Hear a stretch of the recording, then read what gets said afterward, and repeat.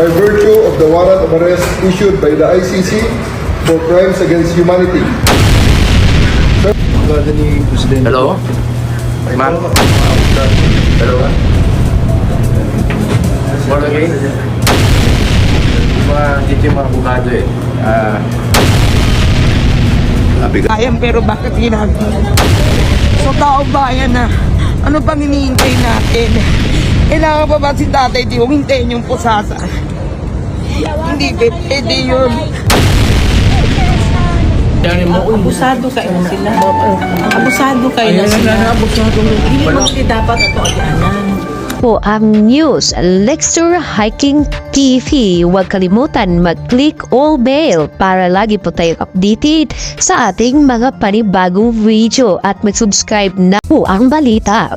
Warrant of arrest at inaristo na agad si Tatay Digong or PRT or ang dating presidente. Ito ang ating subaybayan at mainit na balita at ito ang nasa Tatay Digong ay mga 700,000 na mga pulis ay binabantayan agad kung saan ding si Tatay Digong. Ito ang pinakamainit na balita at emosyonal na mga taong nagsubaybay kay Tatay Digong at ang mga iba pang mga kalyado ni Tatay Digong ay nandito. Urin natin ang full video.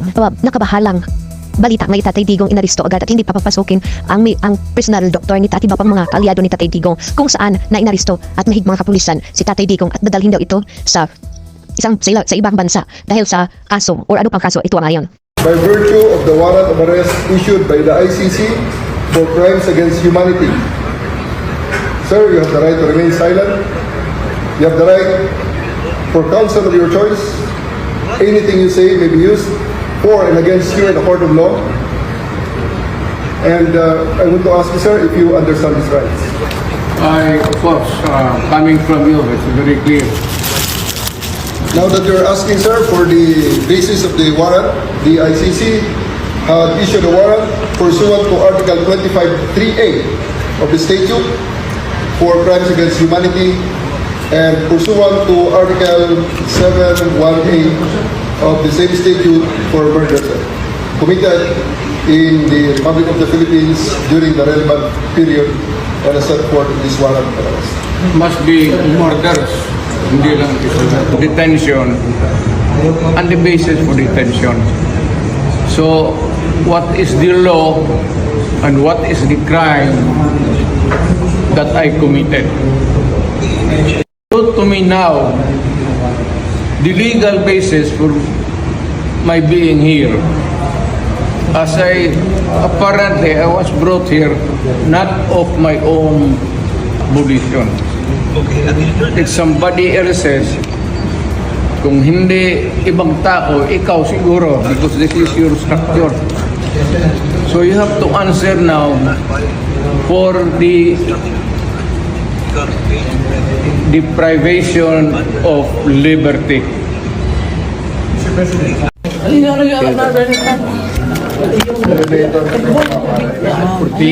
Abusado kayo na sila. Abusado kayo na sila. Dili mo dapat ito agyanan. Ayaw Lahi atong agyanan. Wala yung mga wala lagi wala. Bong, just being bong. Ayaw na. Magsakay tayo lahat dyan. Ayaw mo magsama kayo dito ay magkaroon niya. Lakaw na, ayaw, ay nilakaw ng bata, ayaw sila. Ha? Tingin si Betty. Ano na kayo doon? Oo. Nahuwara ang bata. What again? Dito yung mga abogado eh. Sabi kanina ni General Malville na makasama kami. Opo, kumain naman po si General Marfil kanina. Oo, sinabi ni General Malville kanina.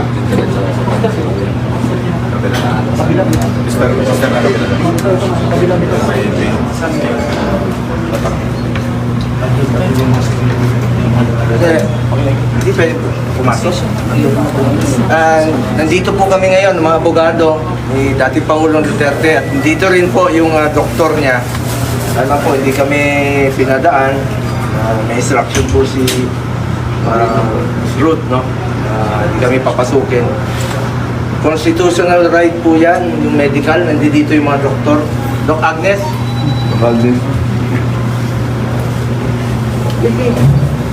Ito yung mga doktor nila. Schedule for procedure po si former President